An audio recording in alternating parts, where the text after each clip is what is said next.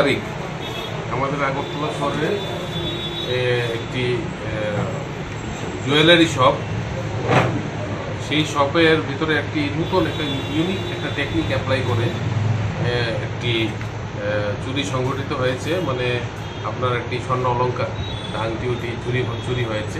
এটার ব্যাপারে আমাদের কাছে যখন রিপোর্ট এফআইআর করা হয় তখন আমরা এটা তদন্ত করতে নামি এবং তাদের সিসিটিভি ফুটেজ দেখে প্লাস ইন্টেলিজেন্সের মাধ্যমে যেভাবে এই চুরিটা সংঘটিত হয়েছে তা আমরা ডিটেক্ট করি এবং যে চুরি করেছে তাকে আমরা গ্রেপ্তার করি। তার নাম হচ্ছে রজত সাহা, বাবার নাম শ্রী রঞ্জন সাহা, বাড়ি হচ্ছে মলয়নগর।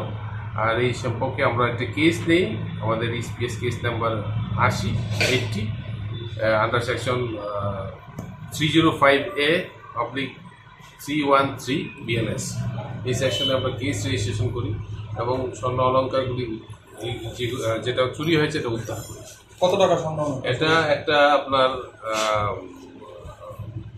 আংটি ছিল, গোল্ড রিং। ইউনিক পদ্ধতিতে করেছে বলতে কি, ও একটা ইমিটেশনের রিং নিয়ে যায়। তাদের হচ্ছে বিভিন্ন জুয়েলারি শপকে তারা টার্গেট করে, তারা ইমিটেশনের আপনার রিং বা আপনার ব্যাঙ্গেল মানে চুড়ি বা হার এগুলি নিয়ে যায়।